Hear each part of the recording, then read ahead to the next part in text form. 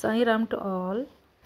बच्चों, अभी तक संस्कृत में आप सबने वर्ण, लिंग और वचन पढ़ लिए हैं तथा अब आप पढ़ेंगे पाठ 5 पुल्लिंग। जैसे कि पिछले पाठ में पढ़ा आपने कि लिंग किसे कहते हैं, लिंग किसे कहते हैं,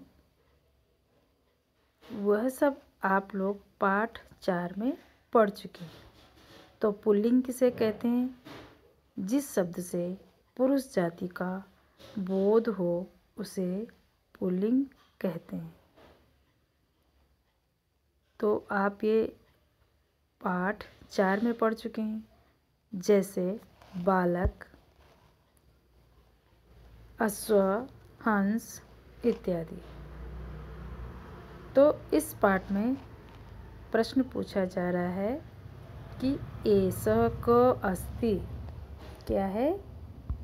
एष क अस्ति। यहाँ पर जो पिक्चर बना हुआ है, आप इस पिक्चर को देखकर अनुमान लगा सकते हैं कि यहाँ पर क्या प्रश्न पूछा जा रहा है।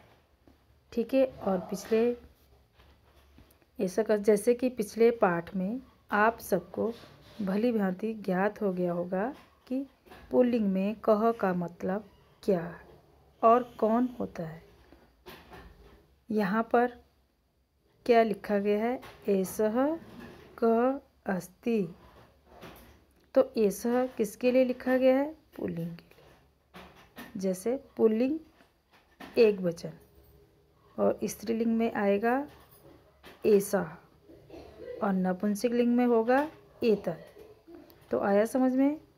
पुल्लिंग में एषा, स्त्रीलिंग में एषा और नपुंसक लिंग में एतत् और होगा एक वचन। ठीक है। तो अब क्या है यहाँ पे? एषः क अस्ति। यह कौन क्या है। ब्रैकेट में क्या लिखा है? यह कौन क्या है। अब यहाँ पर साथ साथ पिक्चर भी दी गई हैं जो कि आपको जल्दी समझ में आ जाएगा और प्रश्न का उत्तर देना और प्रश्न बनाना भी समझ में आ जाएगा। तो एषः क अस्ति। एषः बालकः अस्ति। एषः बालकः अस्ति। जब एषः के आगे जो 2 बिंदु हैं उसको किस तरह से आपको बोलना है, तो वो विसर्ग कहलाता है। बार बार मैंने यही कहा है। और बालकः अस्ति, तो उसका अर्थ क्या होगा, उसका हिंदी अनुवाद क्या होगा? यह बालक है। क्या बोला जाएगा? यह बालक है। अब है नीचे एषः क अस्ति। ठीक है। यह कौन तो बालक के लिए बोला गया, लेकिन जब यहाँ पर आपको पक्षी दिखाई दे रहा है तो इसको यह क्या है, यह कौन है, यह क्या है, तो थोड़ा सा फर्क आ जाएगा। तो इसको हम बोलेंगे एषः क अस्ति।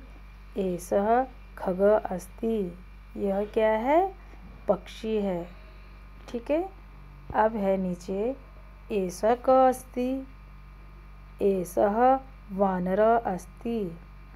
एषः वानरः अस्ति। यह क्या है? बंदर है। क्या है? बंदर। ठीक है। एषः क अस्ति। एषः रथः अस्ति। यह क्या है? यह रथ है। तो रथ का रथ ही होता है। ठीक है। अब आगे नीचे चलते हैं। शब्द और अर्थ। तो यहाँ पर दिया गया एषः। एषः का अर्थ यह हुआ। क का अर्थ कौन या क्या। अस्ति का अर्थ हुआ है। बालका का अर्थ बालक। खग का पक्षी। वानरः बंदर। वानरः बंदर। रथः रथ। तो अब ये शब्द अर्थ आपको दिख रहे हैं, इनको आपको बार बार बोल बोल कर याद करना है। ठीक है। जैसे एषः यह, एषः यह, कः कौन क्या, अस्ति है, बालकः बालक, खगः पक्षी, वानरः बंदर, रथः रथ। इस तरह से आपको बोल बोल कर याद करना है। लिख कर भी याद कर सकते हैं या बोल कर याद कर सकते हैं। अब नीचे चलते हैं। एषः बालक। यहाँ पर क्या प्रश्न पूछा है, क्या ये बालक है? तो आपने यहाँ पर पिक्चर देख के बताना है कि यहाँ पर किस चीज़ का चित्र दिया गया है, क्या कर रहे हैं यहाँ पर। तो यहाँ पर आपको दिखाई दे रहा है कि अध्यापक पढ़ा रहे हैं। ब्लैक बोर्ड में अध्यापक क्या कर रहे हैं, श्याम पट में पढ़ा रहे हैं, ठीक है, लिख रहे हैं। तो यहाँ पर आएगा, यहाँ पर है एषः बालकः न अस्ति। क्या लिखा गया है, एषः बालकः न अस्ति, एषः आचार्य अस्ति। यह बालक नहीं है, यह कौन है, अध्यापक है। क्या लिखा गया है, एषः बालकः न अस्ति, एषः आचार्य अस्ति। तो यह कौन है, यह बालक नहीं है, यहाँ पर कौन है, अध्यापक है। अब है यहाँ पर पिक्चर में क्या है, यहाँ पे लिखे एषः एण, मतलब यह हिरन है। तो यहाँ पर हिरन तो नहीं है, यहाँ पर बंदर का चित्र है। तो यहाँ पर लिखा है एषः एण न अस्ति, एषः वानरः अस्ति। तो यह हिरन नहीं है, यह बंदर है। एषः एण न अस्ति, एषः वानरः अस्ति, एषः एण नास्ति, एषः वानरः अस्ति।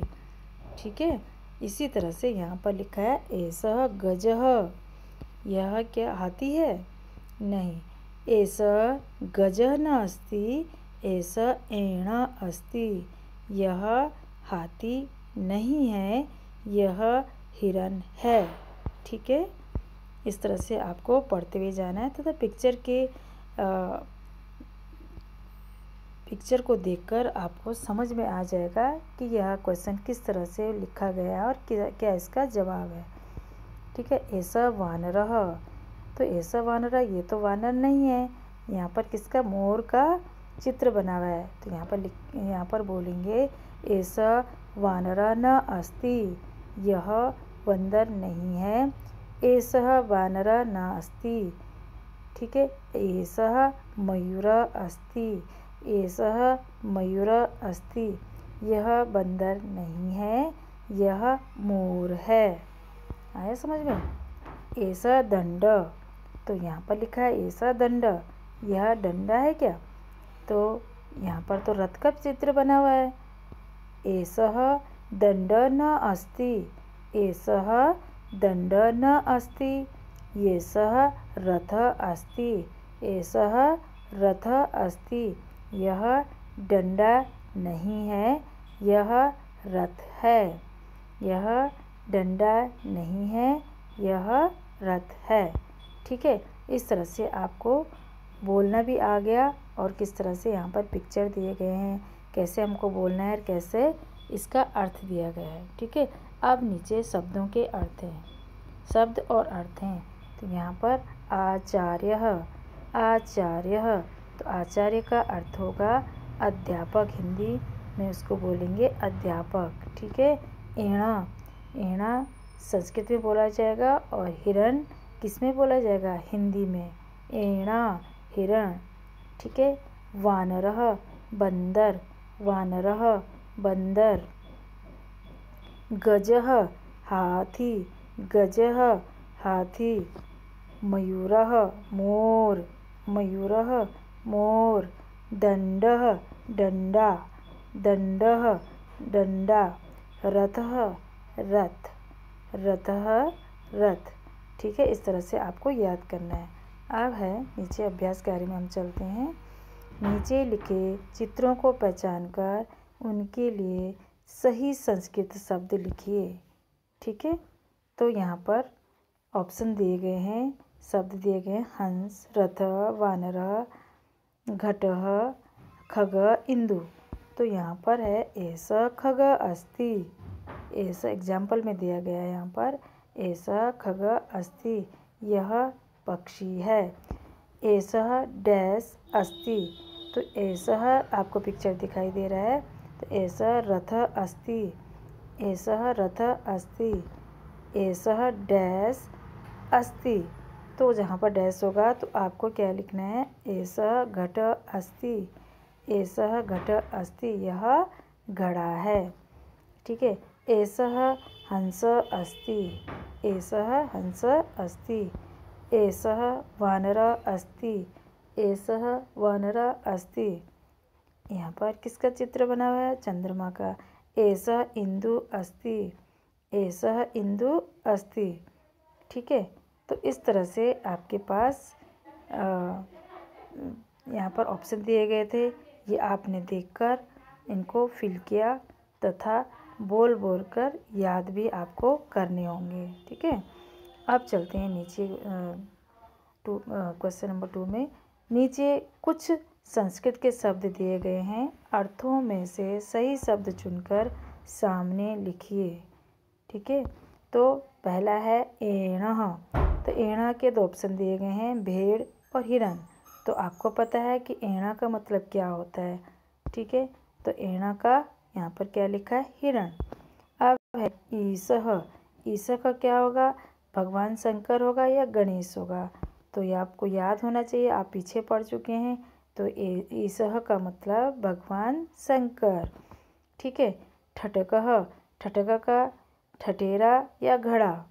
तो क्या लिखेंगे हम ठटका का? ठठेरा। ठीक है, षट्पदः। षट्पदः का भौरा या पक्षी। तो षट्पदः मतलब भौरा। ठीक है, थ का खेत होगा या पहाड़ होगा। थ का मतलब है पहाड़, थ का अर्थ है पहाड़।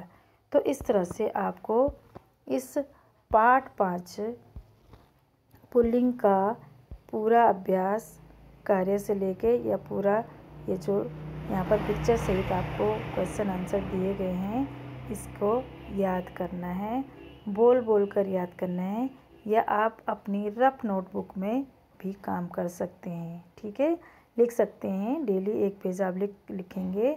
तो जो पैराग्राफ आपको लगे कि आज ये पैराग्राफ करना है, वीकली आपको कम से कम 5 और 6 पेज संस्कृत के राइटिंग आप लिखेंगे तो जल्दी आपको समझ में आएगा।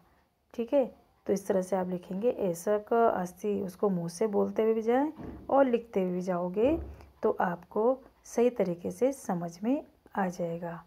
ठीक है, साईं राम।